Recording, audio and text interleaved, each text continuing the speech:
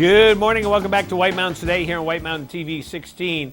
Joining us in the studio is Jack from Gorham Bike Ski. Jack, how are you this morning? Terrific. How are you, Rob? I am doing great. We're smack dab in the middle of vacation week. And so I said to you, well, how's it going this week? And you said it's going phenomenal. It is fabulous.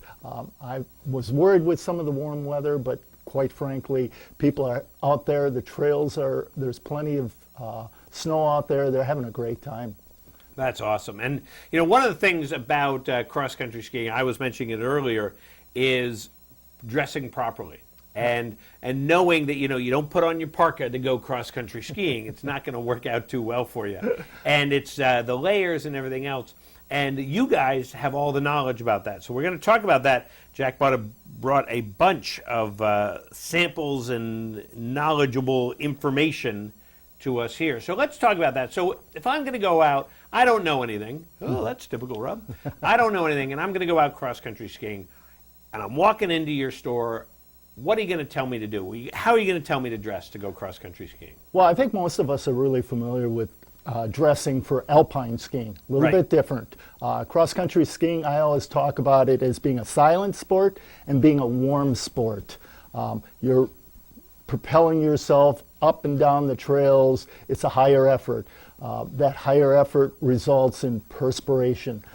By layering and wearing the proper layers, what you're trying to do is control that moisture, get it away from your skin, wick it away so at the outside it evaporates. A dry skier is a warm skier. Wet, cold. So what we talk about, and I'm calling it the most important layer, is the base layer. Something like this works out really well. We have some that have a little bit more thermal in it than others, but something that's going to pull the moisture away, the perspiration away from your skin, out away from you. And that's something that should fit snugly. Absolutely. It's not a loose layer. Yeah. I think the key to layering is having thinner, multiple layers. Yep. Something like this works out really well. We have some that have a crew collar. This one happens to have a zip-up collar. So there are a number of different choices out there, different colors, so on and so forth. Right. So that, of course, so that would be your first layer here, and very stylish. And you can see here, it's designed with the way the material just to help it wick it away and be comfortable. Yep. And be also warm. I mean, obviously, as your base layer, you want to have some warmth there. Quite frankly, the second layer, we call it a mid layer, is probably a little sign that task of keeping you a little bit warmer. So there's some thermal in this one. Sometimes on a cold day, I'll grab a heavier base layer, but the key to that is drawing that moisture away. Right. This continues it, and you can see on the back, there are certain parts of the body that perspire a little bit more, and what you want to do is find those areas and have the areas that, like the dark area here, that again pulls that moisture away from you. Yep. And that's a reoccurring theme for all of the layers, quite frankly. You want to be able to pull that moisture away from you, and eventually it gets out, and you are going to stay warm and dry. Right. All right, and then so this is layer number 2. Layer number 2 that we have here as I pile them up here on me. Okay. But then I'm going to start off. It's going to be a little colder to start off, so I need some warmth. Yes, absolutely. And this is the out layer. The typical jacket.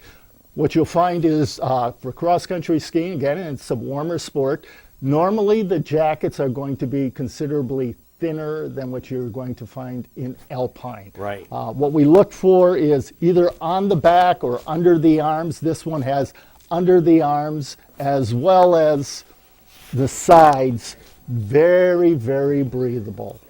And so that's one of the keys right there. Oops, I will put it right in front of Jack. So you can see there that you have the breathability, both from the arms and then the warmth just above it. So plus very stylish looking jacket there. Isn't that nice? Yeah. Wow. Swix really makes some nice looking pieces. Some of them are reversible, some with hoods, some without. So some people run a little warmer than others, so there are a lot of choices there. a reoccurring theme, whether it's on the tops or the bottoms.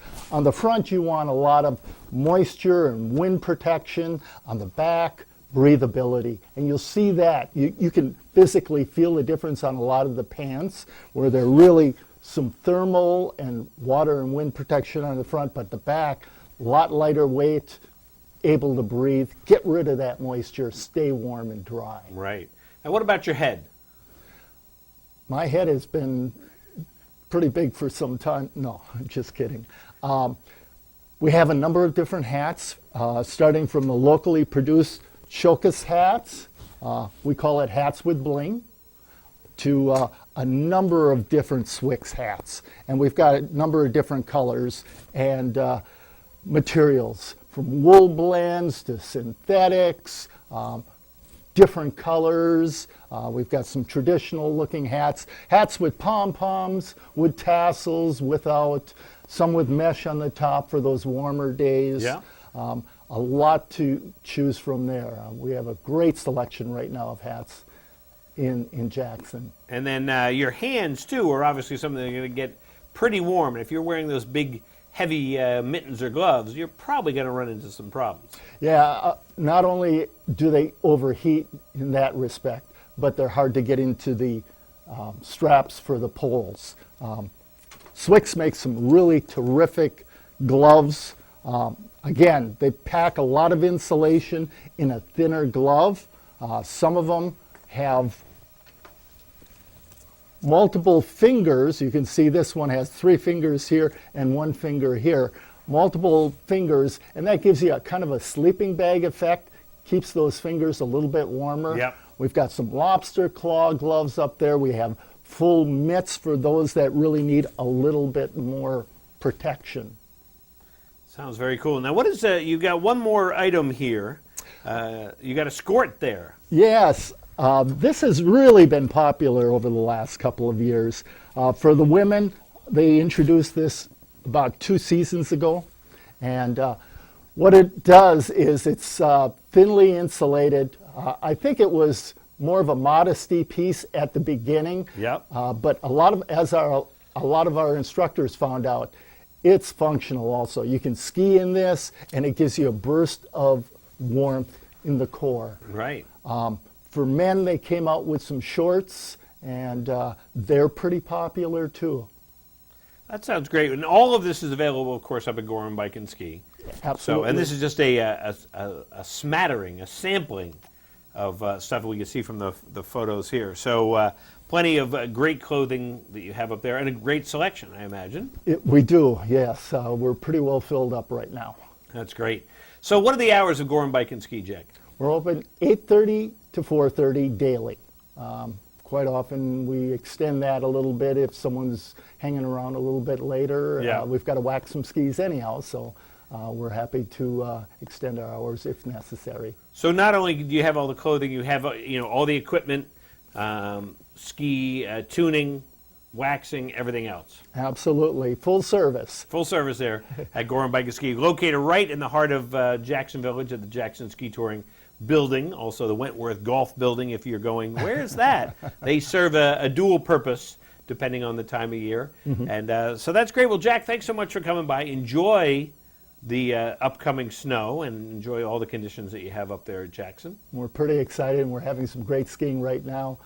Like I had told you earlier, the grooming up there is the best around, and you are assured of some pretty fantastic skiing if you come up and join us. That sounds great.